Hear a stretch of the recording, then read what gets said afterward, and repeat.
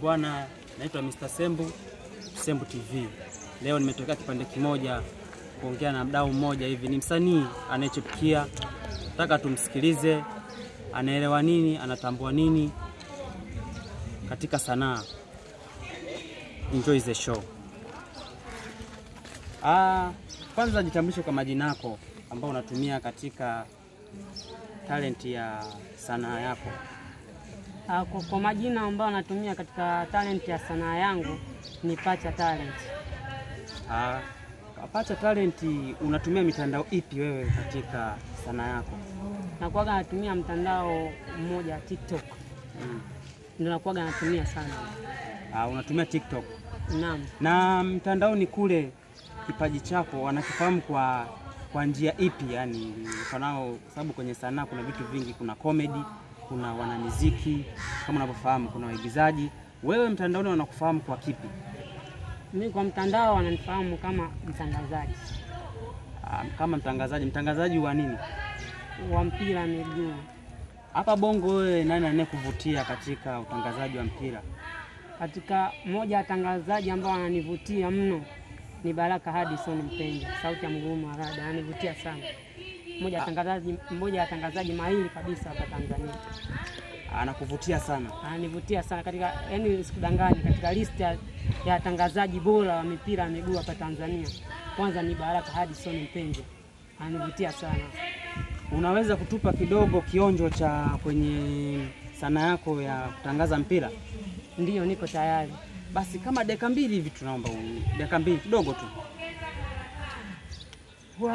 Wow, ni maua Zanzibar. Zanzibar ni bora. Assalamu alaikum Zanzibar. Karibu sana hapa visiwani Zanzibar kuja kutazama mechi ya kombe la shirikisho barani Afrika. Mechi ya nusu finali ya kwanza ya barani Afrika kati ya wekundu wa Msimbazi Simba zidi ya timu ya Stellenbosch kutokea mabondeni kule South Africa. Hakika ni mechi bora kuitazama hii. Mechi kila mtu macho na masikio yote anatazama, mechi bora kabisa kati ya Simba Sports Club Mfalme wa Nyika zidi ya Stellenbosch ya South Africa.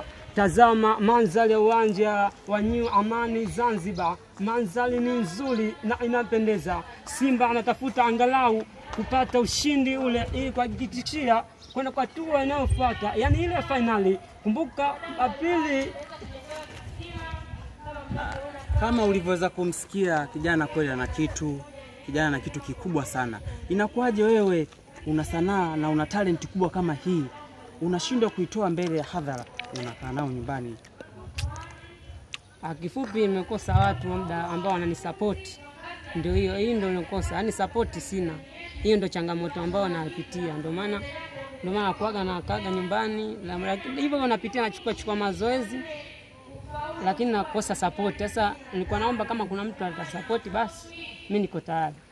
Kwa hiyo support yako kubwa ni kwamba yeye anachoshindwa ni kwamba hana msaidizi yoyote kumsaidia katika tasnia yake. Lakini wanasema huwezi ukasaidiwa kabla wewe kuonyesha kitu ulichonacho. Na imani umeweza kumsikia, ameweza kuongea. Nimeona hapa kuna nembo moja hapa ya VETA, sijui ni VETA wapi.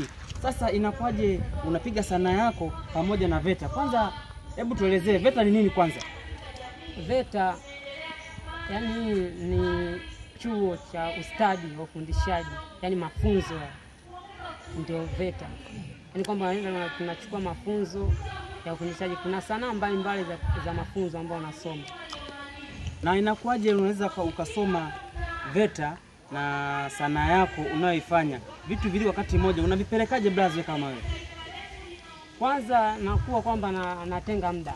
Yani kwamba kwenye ufundi nipo kwenye ufundi, pia katika masuala ya talent ambayo nilionayo ya utangazaji kuwa nafanya mwenyewe.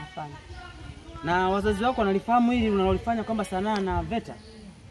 Kwa wazazi wangu wanalifahamu. Kama ulivyoweza kumsikia blaza hapa, ni kijana chipukizi katika sanaa, anahitaji support, ana kitu. Nadhani umeweza kumsikia, anavutiwa sana na mtangazaji Baraka Mpenja, ana kipaji cha kutangaza mpira. Hebu tumsupport aweze kufika naye kama walipofika wenzake.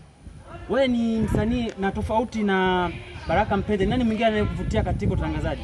Katika wengine watangazaji ambaye ananivutia baada ya Baraka Harrison Mpenja, anayefuatia ni James Samuel, sauti ya mamlaka. James Samuel mahali popote, kijana na kukubali. Baraka Mpenja, kijana na kukubali mahali popote. Jaribu kuona hichi kipaji, jaribu kukiinua. Wewe mwenyewe uliweza kusapotiwa na watu wengine. Tuko pamoja, Mungu atujalie. Siku njema. Exclusive interview kati ya Mr. Sembu na Pacha Talent. Anaitwa Pacha Talent. Tumeweza kufanya hapa interview exclusive. Enjoy the show.